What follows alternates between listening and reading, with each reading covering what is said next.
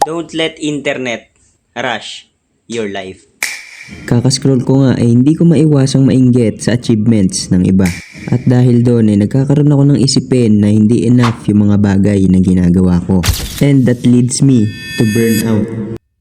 Bakit nga ba umantong ako sa ganitong sitwasyon? Halika't bumalik tayo sa nakaraan at hayaan mong i-explain ko sa'yo kung bakit ako naging ganito.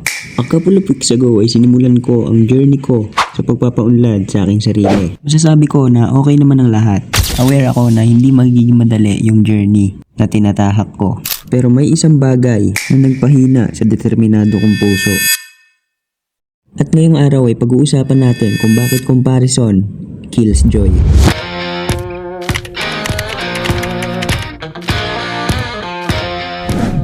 At ito nga yung mga bagay na natutunan ko sa pangyayaring yon.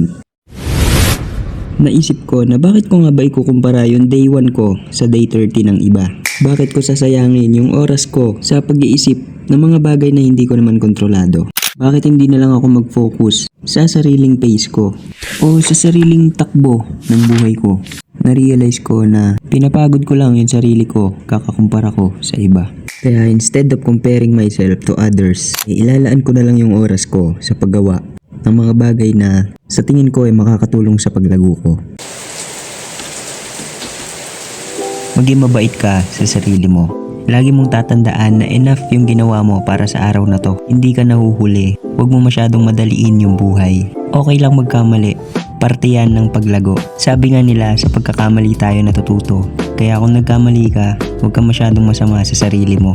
Huwag kang magmadali. Baka sa kakamadali mo ay makalimutan mong i-appreciate kung sino ka ngayon. At kung may isa kang taong sasamahan na buhay, iyon ay ang sarili mo. Kaya maging mabait ka sa sarili mo.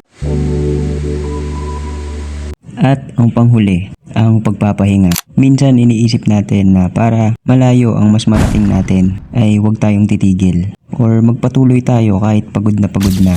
Akala natin mas productive, mas ayos, mas marami tayong ginagawa, mas maganda. Pero minsan, kailangan rin natin ng pahinga. Kahit ang pinakamalakas na tao ay napapagod.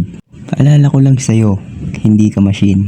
Tao ka lang rin. Hindi ka nahuhuli pag nagpapahinga ka. Nagpapahinga ka para magkaroon ka ng lakas, para lumaban, para magpatuloy. Kaya kung napapagod ka, tumigil ka muna at magpahinga para hindi ka ma-burn out. Sawa na akong matakot. Sawa na akong magtago. Kaya eto na. Grabe, sobrang iyak mo.